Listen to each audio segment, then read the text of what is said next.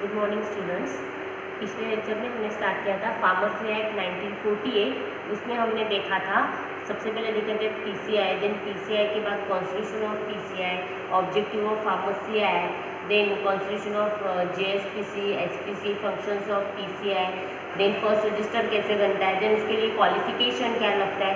Qualification तक हम लोगों ने पढ़ लिया था। क्वालिफिकेशन में क्या था कि अगर कोई पर्सन के पास डिग्री और डिप्लोमा है फार्मेसी और फार्मास्यूटिकल केमिस्ट्री का, उस पर्सन का हम क्वालिफिकेशन ऐड कर सकते हैं। या फिर कोई कंपाउंडिंग एंड डिस्पेंसिंग का अगर किसी को एक्सपीरियंस है उस पर्सन का ऐड कर सकते हैं। या फिर किसी पर्सन का इंडियन यूनिवर्सिटी से कोई दूसरी डिग्री है बट उसे 5 ईयर्स का अगर एक्सपीरियंस है in hospitals compounding and dispensing का, तो उन पर्सनस का भी हम क्वालिफिकेशन ऐड कर सकते हैं। अब हमने क्वालिफिकेशन ऐड कर दिया फर्स्ट रजिस्टर में। अब हमें उसके बाद देखना है removal of name from the register. Means अगर कोई पर्सन का अगर हम नेम रिमूव कर रहे हैं रजिस्टर में से, किस रजिस्टर में से, फर्स्ट रजिस्टर में से, तो उस कंडीशन के लिए क्या कंडीशंस फुलफिल रहेंगी। मीन्स ऐसे कौन सी कंडीशंस आएगी कि हम उस पर्सन का नेम रजिस्टर में से रिमूव कर सकते हैं। तो सबसे पहले हम देखेंगे कि वो कंडीशंस क्या रहती है। ठीक है, तो सबसे पहले है executive committee giving opportunity to concern person. Means सबसे पहले अगर कोई पर्सन फॉल्टी पाया गया, अगर कोई पर्सन गिल्टी पाया गया, मीन्स अगर एक सिंपल मैं एक एग्जांपल बता रही हूँ, अगर कोई रजिस्टर्ड फार्मासिस्ट है, उसकी खुद की फार्मेसी है, ठीक है, एट दैट टाइम अगर कोई ड्रग इंस्पेक्टर आ रहा है आपके पास, अगर कोई ड्रग इंस्पेक्टर आ रहा है, तो वो जब आएगा तब अगर सपोज आप प्रेजेंट नहीं हो, मीन्स रजिस्टर्ड फार्मासिस्ट प्रेजेंट नहीं है, कोई अनक्वालिफाइड पर्सन वहाँ पर है, या फिर जो भी शेड्यूल एक्स ड्रग्स है वगैरह, वो ड्रग्स का आपने जो भी मेंटेन करके रखना था रिकॉर्ड्स एंड डेटा, वो आपने मेंटेन नहीं किया है, या फिर आपके यहाँ से अगर कोई अल्प्राजोलम वगैरह टैबलेट, जैसे वो नींद के लिए वगैरह टैबलेट लेते हैं, वो अगर एज ए सुसाइडल अटेम्प्ट अगर किसी ने यूज़ की है, तो अगर आप उस केस में अगर आप गिल्टी पाए गए, क्योंकि आपने प्रिस्क्रिप्शन आने के बाद वो चेक नहीं किया था कि वो दोबारा हो रहा है कि डिस्पेंस, या फिर आपने डेट और टाइम नोट नहीं किया था, या फिर आपने उस पर्सन का जो भी प्रूफ लेना था, मीन्स उसका नेम, एड्रेस,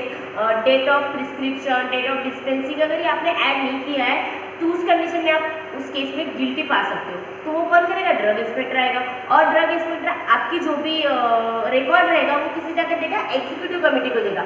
एग्जीक्यूटिव कमेटी क्या करेगी?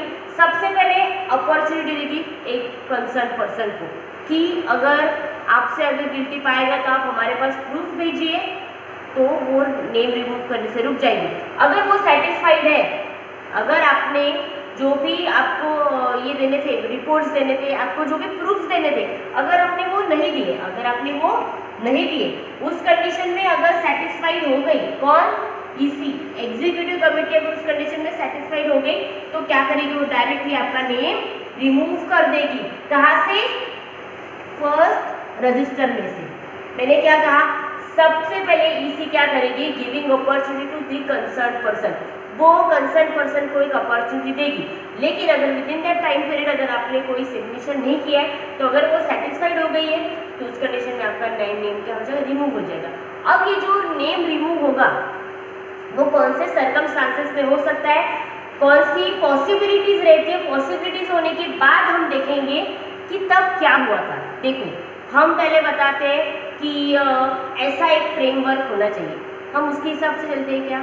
हम उसके हिसाब से चलकर क्या करते हैं, उसे कैसे एक्चुअल में, जैसे हम प्रैक्टिकल एक्सपेरिमेंटल, हमारा जो प्रैक्टिकल होता है वो अलग रहता है, और जब हम प्रैक्टिकली वो प्रैक्टिकल करते हैं वो अलग रहता है। तो ये दो केसेस रहेंगे। सबसे पहले हम देखेंगे कि कौन सी कंडीशंस रह सकती है आपका नेम रिमूव करने के लिए। सबसे पहले, if name is entered by error, अगर किसी पर्सन का जो भी नेम है अगर वो बाय एरर एंटर्ड हुआ है, अगर किसी पर्सन का नेम बाय एरर हुआ है, ठीक है, मीन्स अगर सपोज किसी के जो भी एप्लीकेशन डेटा था, जो भी एप्लीकेशन उन्होंने भेजी थी वो फुलफिल नहीं थी, लेकिन फिर भी उस पर्सन का नेम क्या हो गया? एंटर हो गया। किसी ने कहा कि ये जो पर्सन का नेम आपने एंटर किया वो बराबर लायबल नहीं था उसके, तो उस कंडीशन में भी उसका नेम क्या हो सकता है? रिमूव हो सकता है, अगर बाय एरर हुआ है तो। ठीक है, ये हो गई सबसे पहले सिंपल कंडीशन, बाय एरर हुआ है तो। लेकिन अब उसके बाद क्या आएगा? अब उसके बाद आएंगे ऑफेंसेस कौन से हुए। इफ कन्विक्टेड एनी ऑफेंस, और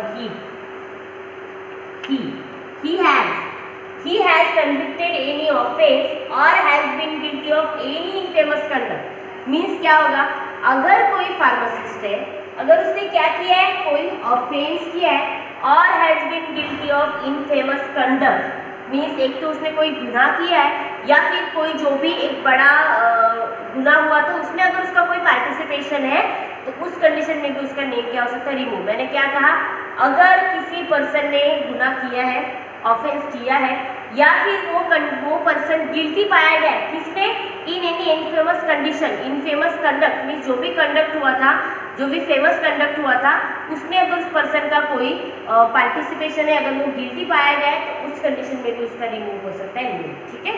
ये हो गया 2 पॉइंट। सबसे पहले हो गया था बाय एरर हो गया, तो देन अगर उस कंडीशन में उसने ऑफेंस किया है या फिर इनफेमस कंडक्ट में उसको गिल्टी पाया गया, ठीक है। देन नेक्स्ट अ पर्सन, ये हो गया थर्ड। पहले हमने देखी 2 1 2, देन ये हो गया third. A person employed by him to work under him in connection with any business of pharmacy has been convicted an offence or held guilty. Means अगर कोई रजिस्टर्ड फार्मासिस्ट है, उनके अगर खुद की फार्मेसी है, रिटेल फार्मेसी, उनके यहाँ पर उन्होंने अगर किसी एक रजिस्टर्ड फार्मासिस्ट को अगर अपॉइंट किया है, ठीक है, अगर मैंने खुद की फार्मेसी है, अगर मैंने किसी दूसरे पर्सन को अपॉइंट किया है एज ए रजिस्टर्ड फार्मासिस्ट, लेकिन वो जो पर्सन मेरे यहाँ पर अपॉइंट हुआ है वो अगर किसी दूसरे की फार्मेसी, जो भी प्रोफेशन ऑफ फार्मेसी है, अगर वो किसी दूसरी फार्मेसी में अगर वो गिल्टी पाया गया था, अगर उसने कुछ ऑफेंस किया था या फिर वो कंडक्ट हुआ था उससे, उस कंडीशन में भी रिमूवल ऑफ नेम हो सकता है। किसका, मेरा खुद का हो सकता है। क्यों, क्योंकि अगर मुझे नॉलेज है कि उस कंडीशन में उस पर्सन ने इनफेमस कंडक्ट किया था और मुझे नॉलेज होने के बाद भी अगर मैं उस कंडीशन में उस पर्सन को अगर अपने यहाँ पर अप्लाई कर रही हूँ, अपने यहाँ पर अपॉइंट कर रही हूँ, तो उस कंडीशन में मेरा भी नेम रिमूव हो सकता है। सबसे पहले हमने देखा था बाय एरर हुआ है, तो देन हमने देखा था कि रजिस्टर्ड फार्मासिस्ट ने अगर कुछ एरर ऑफेंसेस किए हैं, तो देन हम लेंगे प्रोफेशन ऑफ फार्मेसी का। मीन्स अगर कोई बड़ा पर्सन है, अगर किसी ने अगर किसी पर्सन को अपॉइंट किया, जो पर्सन को अपॉइंट किया है वो पर्सन ने अगर किसी दूसरे फार्मेसी में अगर कोई ऑफेंस किया होगा और ये खुद जिसकी फार्मेसी उन पर्सन को पता है फिर भी उन्होंने अगर उसे अपॉइंट किया है, तो इस कंडीशन में उस पर्सन का भी नेम क्या हो सकता है, रिमूव हो सकता है। क्योंकि आप क्या कर रहे हो, आपको पता होने के बाद भी उस कल्प्रिट पर्सन को आप अपने यहाँ पर क्या दे रहे हो, अपॉइंटमेंट दे रहे हो, तो उस कंडीशन में आपका भी नेम रिमूव हो सकता है, ठीक है। ये हो गए 3 पॉइंट कि अगर एरर से हुआ है तो, या फिर डायरेक्टली रजिस्टर्ड फार्मासिस्ट ने किया है तो, या फिर कोई रजिस्टर्ड फार्मासिस्ट अगर आपके यहाँ पे अपॉइंट हुआ है और अगर उसने कहीं इनफेमस कंडक्ट किया है और आपको ये पता है, ये आपके नॉलेज में है कि उस पर्सन ने किया था, लेकिन फिर भी अगर आप उसे अपॉइंट कर रहे हो तो उस कंडीशन में भी आपका नेम रिमूव हो सकता है, ठीक है। ये हो गए 3 पॉइंट। मीन्स कौन से सर्कमस्टांसेस, मीन्स कौन सी पॉसिबिलिटीज हो सकती है। अब देखेंगे कौन से सर्कमस्टांसेस होंगे, मीन्स क्या होगा एक्चुअल में। Such orders should be made only if EC satisfied that, वो ऑर्डर्स तभी फॉलो होंगे जब इसी को ये कंडीशन दिखेगी, मीन्स एग्जीक्यूटिव कमेटी को ये कंडीशंस फुलफिल हुई दिखेंगी, उस कंडीशन में वो क्या कर सकते, डायरेक्टली नेम को रिमूव कर सकते। सबसे पहला इन सब का लिंक जो हमने पहले 3 पढ़े थे उससे है, पूरा लिंक अप है। आप एक बार अगर हम पढ़ेंगे तो आपको समझ जाएगा।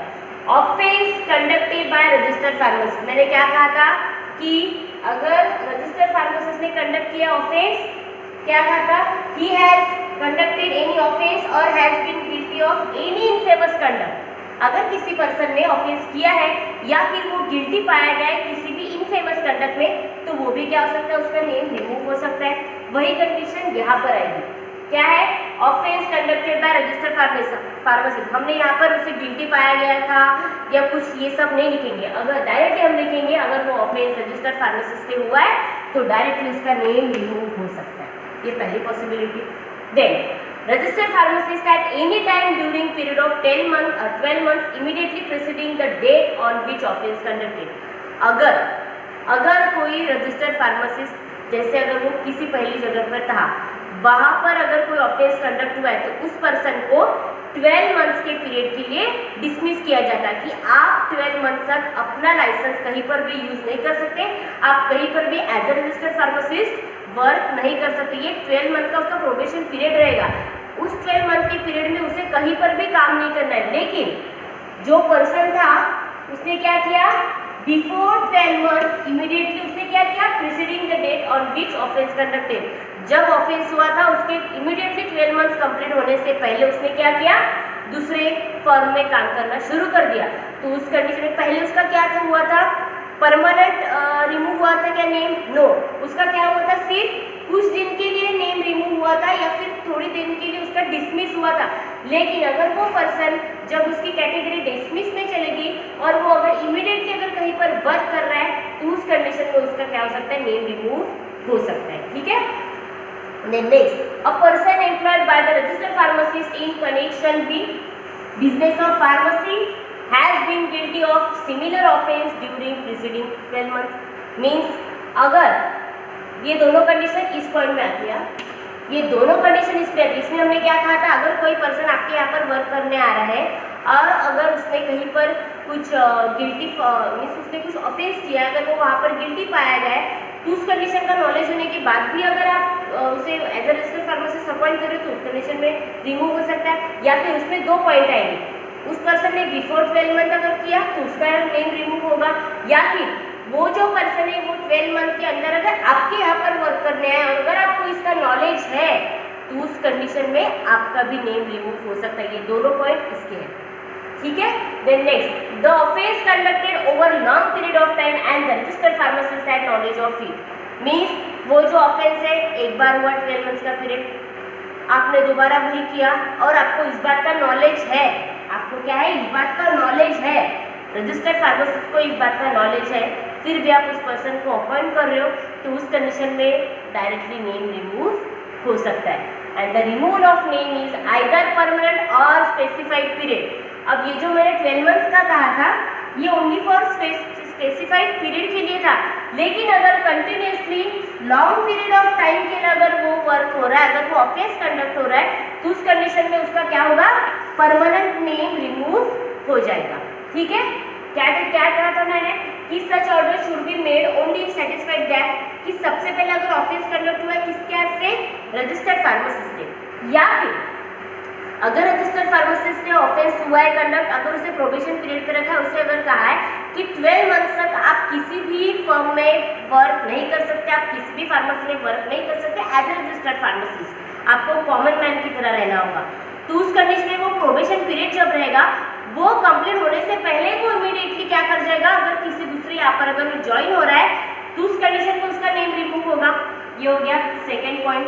देन होगा अगर वो जो भी 12 मंथ्स का पीरियड है वो क्रॉस ना किया हो किसी पर्सन ने, वो डायरेक्टली आपके यहाँ पर अगर वर्क करने आ रहा है, किसी दूसरे रजिस्टर्ड फार्मासिस्ट के यहाँ पर अगर वर्क करने आ रहा है और वो जो भी कनेक्शन रहेगा उसका किसी दूसरी फार्मेसी में वो ऑफिस का था और फिर भी आप उसे रख रहे हो तो उस कंडीशन में भी उसका नेम क्या हो सकता है, रिमूव हो सकता है। और आपको लॉन्ग पीरियड ऑफ टाइम से ये जो पर्सन का वो जो बिहेवियर था, वो जो ऑफेंस हुआ था, वो जो गिल्टी पाया गया था, वो सारी बातें आपको पता थी और उस आपके नॉलेज में होने के बाद भी अगर आप उसे एज ए रजिस्टर्ड फार्मासिस्ट अगर आप अपनी खुद की फार्मेसी में अगर उसे अपॉइंट कर रहे हो तो उस कंडीशन में भी क्या हो सकता है, एक तो परमानेंटली उसका नेम रिमूव हो सकता है या फिर for the specified period of time. लेकिन स्पेसिफाइड पीरियड ऑफ टाइम कब रहेगा, ओनली फॉर फर्स्ट वार्निंग, जब फर्स्ट टाइम ऑफेंस कंडक्ट हुआ है तब। लेकिन अगर वो जो भी लॉन्ग पीरियड ऑफ टाइम के लिए अगर वो ऑफेंस कंडक्ट होते जा रहा है तो उस कंडीशन में क्या होगा,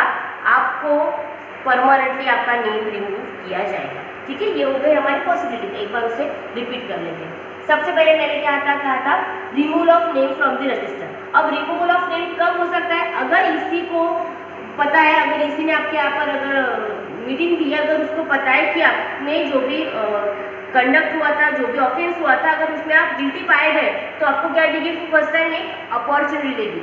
अपॉर्चुनिटी देने के बाद अगर आप प्रूफ जो भी देने थे, अगर आप वो प्रूफ्स ना दे पाए तो आप अगर इसी सेटिस्फाइड हो गई कि ये जो भी कंडक्ट हुआ है ये रजिस्टर्ड फार्मासिस्ट के हाथों हुआ है, तो वो क्या करेगी, डायरेक्टली अपन नेम क्या करेगी, रिमूव करेगी। रिमूव करने के बाद अब हम देखेंगे कि कौन सी पॉसिबिलिटीज रह सकते हैं, कौन से 3 वेज रह सकते हैं कि जब रिमूवल ऑफ नेम हम कर सकते हैं। सबसे पहला, नेम अगर बाय एरर एंटर हुआ है तो, या फिर जो भी पर्सन एक रजिस्टर्ड फार्मासिस्ट है अगर उसने ऑफेंस किया है, या फिर वो पर्सन क्या है, गिल्टी हो, किसमें, इन फेमस कंडीशन में अगर वो गिल्टी पाया गया तो उस कंडीशन में भी क्या होगा, उसका नेम रिमूव हो सकता है। देन थर्ड पॉइंट हमने देखा था कि person employed to to him, means अगर कोई पर्सन किसी दूसरे रजिस्टर्ड फार्मासिस्ट के यहाँ पर अगर वर्क कर रहा है और जिस रजिस्टर्ड फार्मासिस्ट के यहाँ पर वो अगर अपॉइंट किया गया है, लेकिन उसका कनेक्शन पहले कैसा था, दूसरी फार्मेसी के साथ इनफेमस कंडक्ट किया था या फिर उसने ऑफेंस कंडक्ट किया था, और फिर भी वो प्रोबेशन पीरियड पे होने के बाद भी वो क्या कर रहा है, किसी दूसरी फार्मेसी में अपॉइंट किया जा रहा है, तो उस कंडीशन में भी उसका नेम रिमूव हो सकता है। ये हो गए 3 पॉसिबिलिटीज, अगर बाय एरर हुआ है तो, या फिर अगर कोई रजिस्टर्ड फार्मासिस्ट ने ऑफेंस किया तो, या फिर वो किसी दूसरे फर्म में वर्क कर रहा है तो।